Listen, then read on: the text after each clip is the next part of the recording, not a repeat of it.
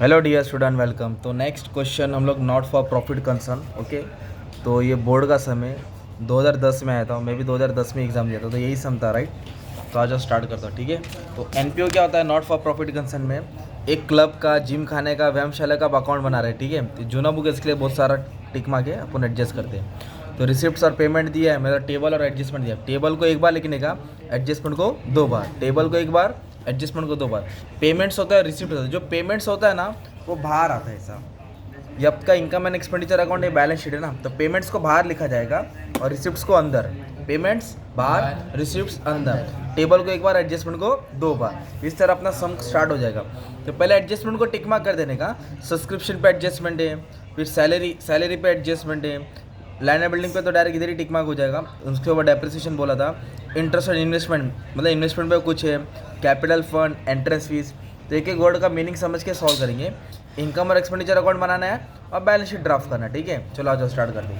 तो सबसे पहले पोस्टिंग कहाँ से करने का? हमेशा पेमेंट से करने का। कहाँ से करने का? पेमेंट। तो पेमेंट में सबसे पहले क्या दिया है? सैलरी। क्या दिया है? तो सैलरी क्या हुआ? खर्चा है कि एसेट से? बताओ। खर्चा है ना भाई। तो खर्चा तो किधर आएगा? एक्सपेंडिचर। तो इधर लिखेंगे टू सैलरी। क्या लिखेंगे? To salary. और सैलरी पे का अमाउंट है 55,000 और इस पर एडजस्टमेंट है। क्या है? तो अमाउंट इंदर कॉलम में लिखेंगे, ठीक है, सिंपल। नेक्स्ट क्या दिया? लाइटिंग। क्या है? तो लाइटिंग भी खर्चा होता है। तो खर्चा बोला तो किधर आएगा? एक्सपेंडिचर। इधर लिखेंगे टू लाइटिंग। लाइटिंग अमाउंट दिया 10,000, एडजस्टमेंट दिया तो अमाउंट किधर डाल देंगे? बाहर डाल देंगे, ठीक है। उसके बाद दिया जनरल एक्सपेंस। क्या दिया? एक्सपेंस बोला तो खर्चा आग बंद करके इधर ही डाल देंगे ना यार। तो इधर लिखेंगे टू जनरल एक्सपेंस। क्या लिखेंगे? To general expense. कितना दिया जनरल एक्सपेंस? 15,360। नेक्स्ट क्या बोला है? Entertainment expend. जो भी कॉलेज में व्यायामशाला में क्या है ये, हाँ, एंटरटेनमेंट हुआ तो उसका खर्चा हुआ, राइट। शाला है ना, व्यायामशाला। तो कितना? 25,800। तो एक्सपेंस हुआ तो इसके लिए खर्चा हो गया। नेक्स्ट बोला है टैक्स पेड। तो टैक्स पेड, पेड मतलब खर्चा होता है। क्या होता है? पेड बोले तो खर्चा होता है। इधर लिखेंगे टू टैक्स पेड। आप लोग एग्जाम में फुल फॉर्म लिख देना। कितना टैक्स पेड किया? 5,000। 5,000 में 3 नल है ना। नेक्स्ट क्या दिया? प्रिंटिंग और स्टेशनरी। क्या दिया है? तो अपन अपने एक्सपेंडिचर आए। तो एक्सपेंडिचर मतलब क्या होता है? खर्चा। तो कितना दिया प्रिंटिंग और स्टेशनरी? 9,440। एडजस्टमेंट नहीं है, ठीक है। अभी हम लोग जो अकाउंट बना रहे ना, 2006 और 7 का बना रहे। कभी का बना रहे? 6 और 7। ये अपना करंट ईयर होता है, 6 और 7। और ये हिसाब दिया है ना, खर्चा 5 और 6 पिछले साल का दिया। कभी का दिया? तो क्या रूल है? जो लास्ट ईयर करेगा उसका इफेक्ट नहीं आएगा। No effect for last year. तो उसको इग्नोर कर देंगे। क्या कर देंगे? नहीं लिखना है इसको। तो 24 साल का इफेक्ट नहीं आएगा। क्यों नहीं आएगा? Very good. अपन 6 और 7 का बना रहे ना, ओके। वो कभी का दिया है? 5 और 6 का दिया, मतलब नहीं आएगा। इन्वेस्टमेंट एसेट होता है। क्या होता है? इन्वेस्टमेंट मतलब पैसा कहीं लगाया है, जमा किया है, राइट। तो पैसा मिलता है और इस पर एडजस्टमेंट है, इसके लिए इसको इनर कॉलम में लिखा जाएगा। तो इन्वेस्टमेंट का अमाउंट दिया है 1,20,000। अंदर लिख रहा हूँ, कहानी है, समझाता हूँ। फिक्स डिपॉजिट का मतलब बैंक में पैसा क्या किया है? फिक्स किया है। तो एसेट्स होता है। क्या होता है? तो इधर लिख दिया मैंने फिक्स डिपॉजिट। आप लोग एग्जाम में फुल फॉर्म डाल देना, ठीक है। जैसा है वैसा लिख देना। हज़ारा बैंक कितना जमा किया? 40,000, ओके। एसेट होता है। अब इधर भी बैलेंस दिया, इधर भी बैलेंस दिया। जो रिसिप्ट एंड पेमेंट है ना, इसका मतलब होता है पैसा आया है और गया है, आया और गया। तो ये ओपनिंग बैलेंस होता है कैश का, और ये क्लोजिंग बैलेंस होता है। तो बीडी नहीं लिखने का। बीडी लास्ट ईयर का, तो बच्चे लोग को वही बोला, बीडी पीने का भी नहीं, लिखने का भी नहीं, लास्ट ईयर का था। सीडी करंट ईयर का ना, उसको रिकॉर्ड करेंगे। क्या करेंगे इसको? तो बैलेंस सीडी मतलब कैश। तो कैश क्या होता है? एसेट्स। क्या होता है? उसको डाल दे, कैश बैलेंस लिख दिया या कैश करके लिख दिया तो भी चलेगा। तो सीडी का अमाउंट लिखा जाएगा 35,800 है ना, 35,800, ठीक है। सीडी का अमाउंट लिखा जाएगा। इस तरह तुम्हारा पेमेंट की पोस्टिंग हो गई ना यार, राइट। अभी हम लोग कहा कि पोस्टिंग करेंगे रिसिप्ट्स की। तो सबसे पहले दिया टू बैलेंस ब्रॉट डाउन। तो बीडी नहीं आएगा ना, क्योंकि लास्ट ईयर का होता है। No effect for last year. Subscription का मतलब क्या होता है कि जो क्लब है वो कैसे चलता है, उसको पैसा मिलता तो ही चलता है ना। तो जो भी मेंबर लोग हैं, 100-200 लोग मेंबर हैं, वो सर्विस लेंगे क्लब का और महीना महीना क्या देंगे? फीस देंगे। तो जो मेंबर से पैसा आता है उसको सब्सक्रिप्शन बोलते हैं। क्या बोलते हैं उसको? और क्लब व्यायामशाला इस पे ही चलता है। ओके, ये मेन इनकम होता है इनका। तो ये 5 और 6 का दिया, मतलब लास्ट ईयर का दिया, इसका इफेक्ट नहीं आएगा। 4120 का भी क्या है, 5 और 6, तो no effect for last year. और करंट ईयर का कितना दिया, 1,60,000 कितना दिया है, ये साल का इनकम है जिस इन लोगों ने कमाया, तो ये मेन इनकम है। अब इस पे क्या है, एडजस्टमेंट दिया, क्या दिया है, एडजस्टमेंट। तो इस पे एडजस्टमेंट होता ही और ख़तरनाक वाला होता है, समझाता हूँ। डोनेशन, क्या बोला है, डोनेशन मतलब अपने को डोनेशन मिला है।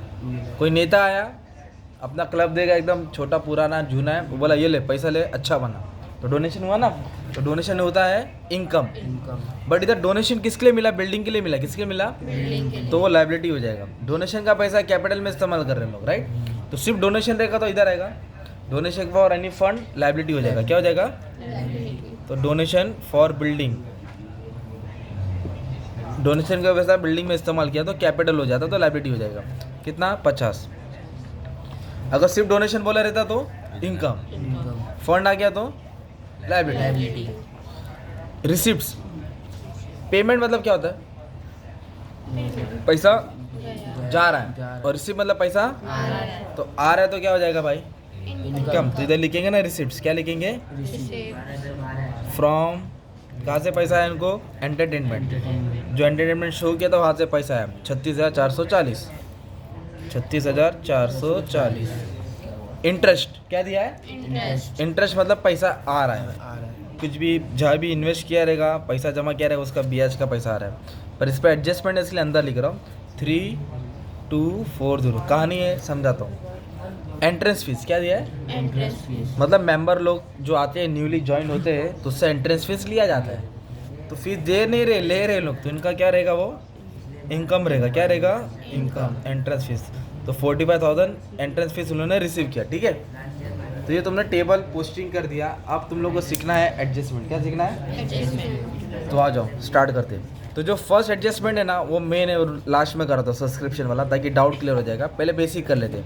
अब इधर बोला है प्रोवाइड आउटस्टैंडिंग सैलरी, क्या बोला है, तो फाइनल अकाउंट में क्या रूल है, सैलरी का आउटस्टैंडिंग प्लस करके लायबिलिटी है ना, तो इधर भी वही करने का ना यार, प्लस करेंगे और लायबिलिटी में डालेंगे। तो कितना दिया है, सैलरी 5,000, तो इधर लिखेंगे प्लस आउटस्टैंडिंग सैलरी है ना 5,000, 55 और 5 60। खर्चा बढ़ गया ना तो कर्जा हो गया, खर्चा बढ़ गया तो कर्जा। तो सैलरी को क्या किया, ऐड करके लायबिलिटी में डाला। सैलरी को क्या किया, आउटस्टैंडिंग सैलरी है ना 5,000 ऐड करके लायबिलिटी। इधर क्या बोला है, 2006 में मतलब पिछले साल का उनके पास एसेट्स था, तभी अपने घर पे जो टीवी खरीदे पिछले साल, मस्त टीवी खरीदे 30,000 की, तो ये साल क्या बेच देंगे क्या, वही चलेंगे ना यार, जब तक खराब नहीं कि वही चलता है। तो वैसे एसेट चलता रहता है। तो ये land and building furniture asset होता है, क्या होता है, पिछले साल के पर अभी भी वो चल रहा है, तो उसको लिखा जाएगा ऐसा, land and building of furniture.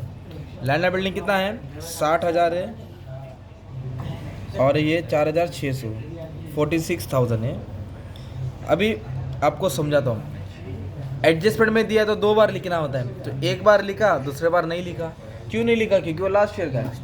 और लैंड एंड बिल्डिंग फर्नीचर क्या होता है, इसके लिए इसको एसेट्स में लिखा, कहाँ लिखा, एसेट्स।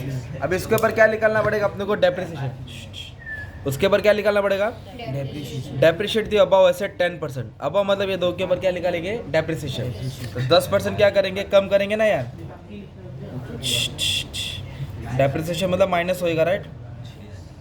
इसका ऊपर 10% कितना आएगा, 6,000, ये हो जाएगा 54,000। इसके ऊपर आएगा 4,600, तो ये बचेगा 41,200। माइनस कर लेंगे तो कुछ अमाउंट आएगा, 41,400, सॉरी कितना आ रहा है, 400। तो डेप्रिसिएशन तो क्या किया, इधर माइनस किया ना, तो आपको मालूम होना चाहिए एसेट्स में जो भी माइनस करेंगे प्रॉफिट लॉस के डेबिट में आएगा ना। इधर लिखेंगे डेप्रिसिएशन। एक लैंड एंड बिल्डिंग पे है और एक फर्नीचर पे। लैंड एंड बिल्डिंग पे कितना है, 6,000, और फर्नीचर पे 4,600। ये हो गया डेप्रिसिएशन का इफेक्ट। किसका इफेक्ट हो गया, डेप्रिसिएशन। तो हमने कौन सा एडजस्टमेंट किया, थर्ड। फोर्थ बोला है interest and investment is not receive.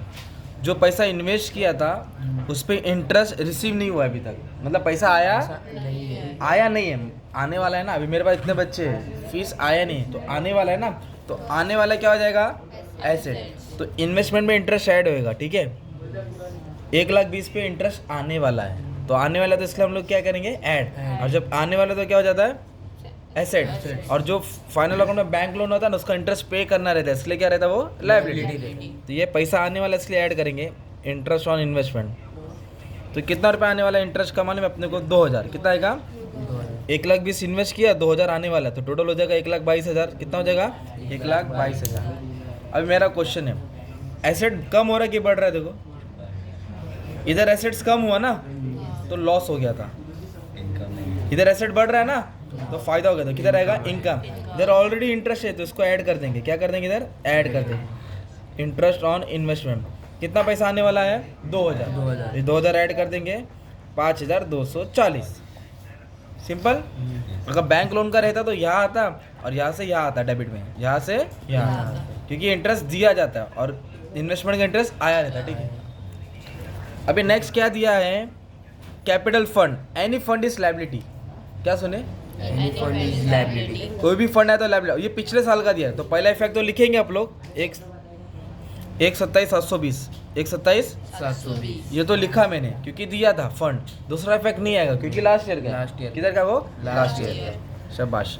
अभी बोला है 50% entrance fees is to be capitalise. क्या करना है, कैपिटलाइज मतलब कम करना है, मतलब जो एंट्रेंस फीस से पैसा आया उधर से उठा के कैपिटल में ट्रांसफर करना है।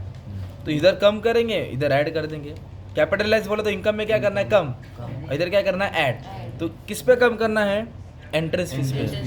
कितना टक्का 50, तो इधर लिखेंगे माइनस कैपिटलाइज, क्या लिखेंगे माइनस कैपिटलाइज 50%। तो 45,000 का आधा कर देंगे तो 22,500 आएगा। कितना आएगा 22,500। तो बचेगा भी कितना 22,500। तो इधर से कम करके इधर क्या कर देंगे ऐड कर देंगे।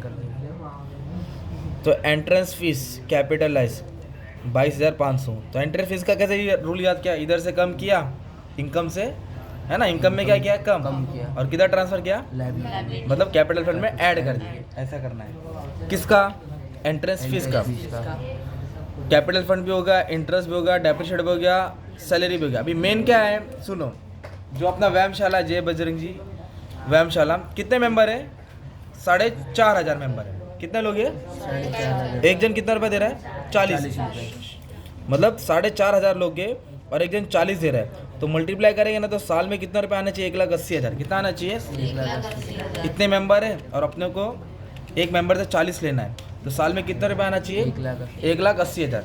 पर अपने को कितना रुपया मिला भाई, और कितना आना चाहिए था और मिला 1,60,000। 1,80,000 आना चाहिए था ना और 1,60,000 ही मिला, तो कितना कम मिला, तो ये 20,000 आने वाला है। तो इसको ऐड करेंगे और लिखेंगे आउटस्टैंडिंग सब्सक्रिप्शन, जो पैसा पेंडिंग है उसको रिसीव करेंगे ना यार, क्या भूल जाएंगे। तो 1,60,000 दिया था क्वेश्चन में और लेना है 1,80,000, तो शॉर्ट कितना हुआ 20,000 से। तो 20,000 वसूल करेंगे ना तो 20,000 ऐड करेंगे, क्या करेंगे ऐड करेंगे।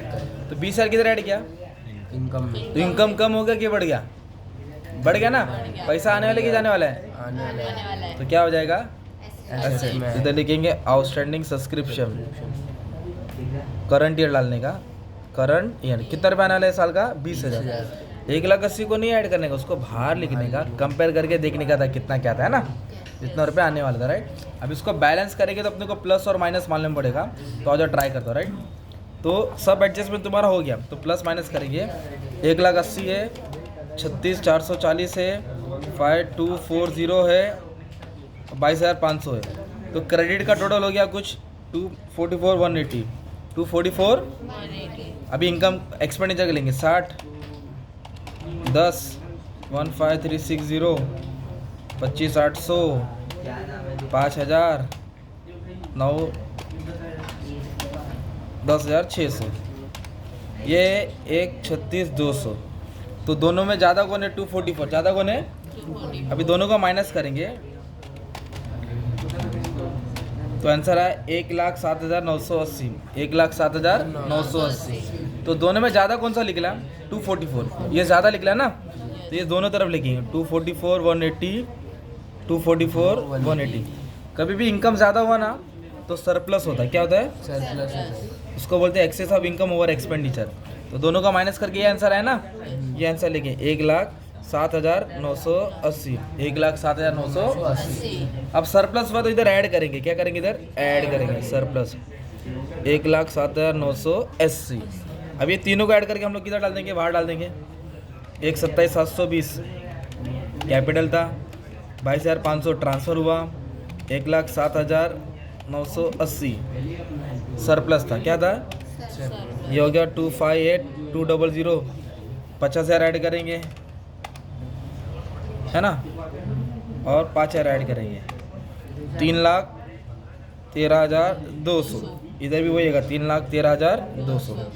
ओके, ये मेरे बोर्ड एग्ज़ाम में 2010 में आया था, मैं 2010 का ही बैच का हूँ, और यही सब आया था। टैली किया था, बीके में 99 मार्क्स आया था, 1 मार्क ब्लैंक्स में गलत हो गया था। तो ये सब अच्छा है, इजी है, मेहनत बहुत किया था, ठीक है, तो तुम लोग को भी करना पड़ेगा।